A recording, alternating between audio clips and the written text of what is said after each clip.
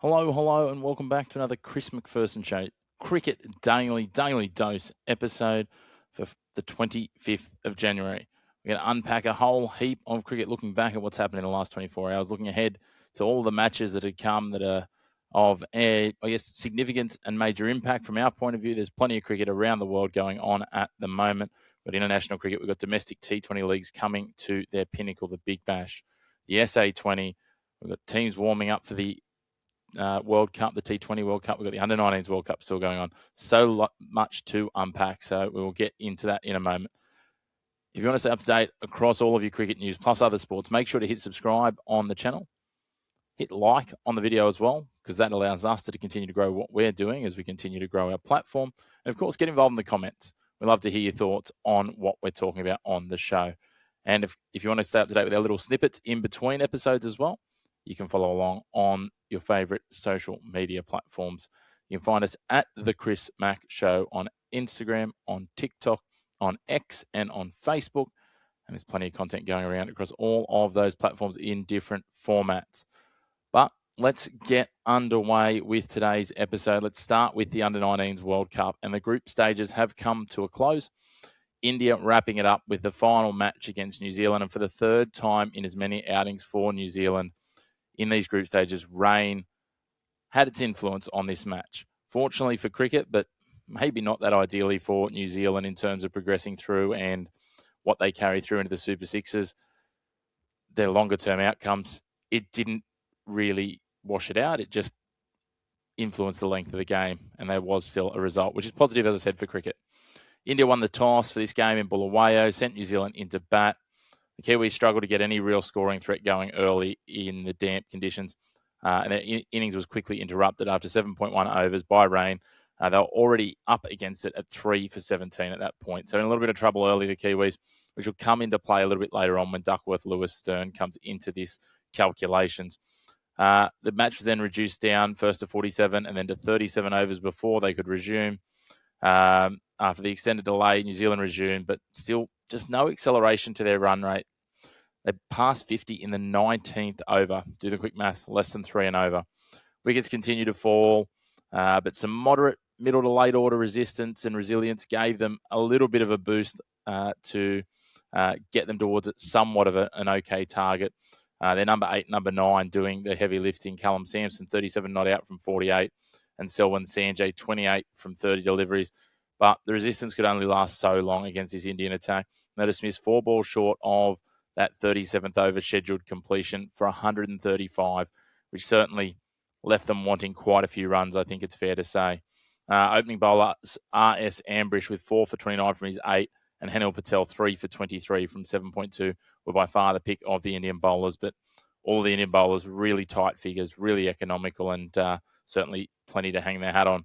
Once DLS was applied, as I alluded to, because New Zealand had already lost those 3 wickets early, the total was adjusted down for India. I'm not going to go through the whole way the DLS works, but essentially they'd already used up some of their resources before their overs were reduced. So the total is lesser for India, who hadn't lost any resources. So it was reduced down to 130. And the Indians made absolutely short work of it, taking inspiration, I think, from their senior side and the way they're going about things. A huge boost for India's net run rate and their Super Sixes standing as we head into that phase of the tournament. They're led by their young gun, Vaibhav Suryavanshi. He's an absolute gun, this kid. We know that 38-ball century in the IPL last year. It's just wild. 40 off 23. Their captain, Ayush Matre, as well. He got a half century, 53 from 27. India raced their target inside the 14th over, sealing an undefeated group stage with a 7-wicket win. And again, a big boost to where they stand as they head into their group inside the Super Sixes over the coming days. So that was the Under-19s World Cup. In the preliminary matches as well, Japan did defeat Tanzania in the 13th to 16th playoff, so they'll head through to the 13th place playoff. We'll move on to Sri Lanka and England in the second one-day international, and England struck back. We talked about it yesterday. They needed their bowlers to step up and assist Adil Rashid, and they certainly did that. England used 8 bowlers in total, including 6 bowler variations of spin, for a combined total of 40.3 overs of spin bowling to absolutely bamboozle and tie down Sri Lanka. It was the most ever overs of spin bowled by an English team in a one-day international. And the combinations worked well with Adil Rashid, Joe Root, and Jamie Overton all claiming multiple wickets.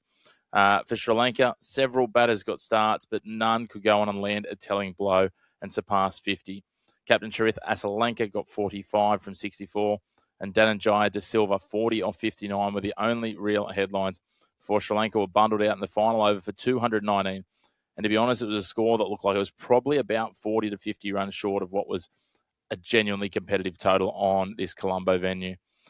England, to be fair, though, were made to work for their victory. However, with the bat, Joe Root's 75 from 90 balls. They formed the backbone to their chase. Again, just Joe Root doing Joe Root things with a half century. For captain, Harry Brook became the anchor role late in the innings with 42 from 75. And then a nice little late blitz from Joss Butler as they got into a bit of a nervy position, 33 from 21 to steer them home with a bit of breathing room. Jeffrey Van der Sey, 2 for 45 from 10 overs was the key for Sri Lanka. And he certainly gave them a minor glimpse of victory when he claimed Harry Brook's wicket. And as I said, it sort of put England into a point where they needed to just push on and take off, which, to be fair, Joss Butler did really well coming in late. In the end, it was a 5-wicket victory from the English with 22 balls to spare, and they leveled the series up, which is now into an interesting spot as we push towards the T20 World Cup. White ball cricket is good practice. 50 overs a little bit different, obviously, tactically to the 20, though, so we'll see how that carries on. We know the English before have got this wrong in terms of preparation with white ball cricket before test matches for the Ashes, etc., but let's not dwell too far there. Let's move into our look ahead at the games to come in the next 24 hours. Let's start with Ireland and Italy, the second T20, 5 o'clock Australian Eastern Daylight Time. Today, Italy took Ireland to the wire in Game 1 in what was probably a surprise for plenty of people. I'd expect a bit of a response from the Irish, some more batting power and discipline from them here. Look, Italy aren't completely incapable. They've got some very handy batters, the Moscas, Grant Stewart, the likes of them, Harry Minetti. But there should be a gap in class realistically in this clash. Ireland realistically should be a second-tier nation in the T20 world. Italy probably a third tier, certainly on the rise and emerging, but still in that third tier of teams. Look for the likes of Sterling, Tucker and Tector to fire Ireland up here, lead them with the bat to a 2-0 series lead. We head to the Under-19s World Cup. The Super Sixes are going to get underway, and we've got some absolutely cracking clashes over the next couple of days, starting with Australia and South Africa. South Africa, they were underwhelming. They finished third in their group, and they'll be really disappointed with how they played out through their group stage. The only win they got was against Tanzania. They face a big test here against an Australians team that finished their group stage with an absolute bang when they obliterated Sri Lanka only a couple of days ago. You would think Australia should be too strong here, but South African pride may just bounce them back into this contest a little bit. Look for aggression and early intent from both sides, especially in the first innings. Whoever can channel that into results should get the better start, and it's going to give them a leg up towards a potential result. JJ Basson will be certainly one to watch, both with bat and ball for South Africa. He's shown real wicket-taking prowess for the South Africans so far, while for Australia, watch for Charles Lachman with the ball. What he can do with that ball, backing up that stellar performance against Sri Lanka, is going to be interesting. Does he carry that momentum in from that previous game here in Windhoek? I'm going to go the Aussies to win that one, but as I said, I think South Africa will show a bit more grit than they have done in some of their group stage games. Next game is West Indies and Ireland. We've got 2 games tonight. This should be a lopsided encounter, to be fair. If the West Indies perform anywhere close to their best, their all-round talent should be far too strong, but should is a word often used with the West Indies, unfortunately. Shaquan Bell with the ball, Jewel Andrew with the gloves and bat, and if Zachary Carter fires with the bat as well, this could be a massive total, especially if the West Indies bat first. But they've got to achieve their potential, which is what we always talk about with these mercurial West Indian sides. If they always performed at their potential, they'd be, top tier in most formats of the game. Will we see that tonight? That is the big question. I still tip the West Indies either way. I just think it determines the margin of victory. Let's move from the Under-19s World Cup onto the BBL final. The Perth Scorchers versus the Sydney Sixers. The Scorchers are absolutely stacked with power hitting and all-round ability. Kiwi Finn Allen is a phenom, and if he and Mitch Marsh can combine early, it could be good night nurse for Sydney.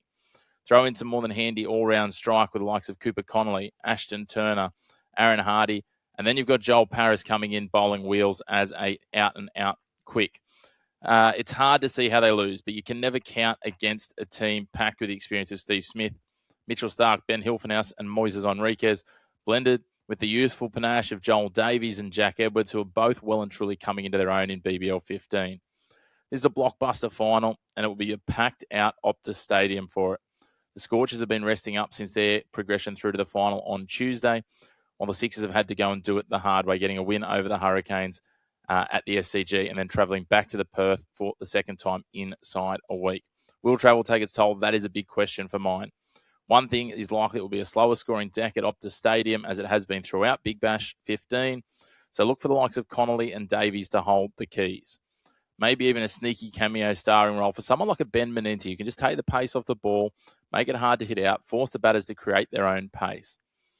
It's game on, not much between them, but I think with that little bit less travel and just probably a touch more punch, the Scorchers probably in the box seat. The Sixers have been really relying on Steve Smith in the last couple of games, and if he doesn't fire, if he finally has a quiet game, all of a sudden that puts a lot of pressure on some young guns. The SA20, it also comes to its final conclusion tonight, and it's the fourth edition of the SA20 in a rematch of the first final from Edition 1. Sunrisers Eastern Cape take on Pretoria Capitls. The Sunrisers featuring in their fourth decider in as many editions of the tournament, as they look to claim a third SA20 crown. The Capitals have not played finals cricket since that first season where they lost to Sunrisers in the final. That's led to a new era at Pretoria where Keshav Maharaj has taken on the captaincy and led from the front as the team's leading wicket taker, as well as being top 5 in economy across the league as well, going at just over 6 and over.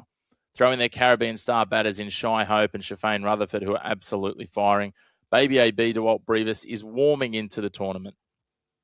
Bowling cartel featuring the names like Lungini, Ngidi and Lizard Williams, and they are every bit a title-winning squad on paper. On the flip side, Sunrisers have championship-winning pedigree. 3 finals, 2 wins, a loss last year. They'll want to make amends for last year's first ever final loss. It's a franchise where winning's become the minimum standard as opposed to a bonus to some cricket.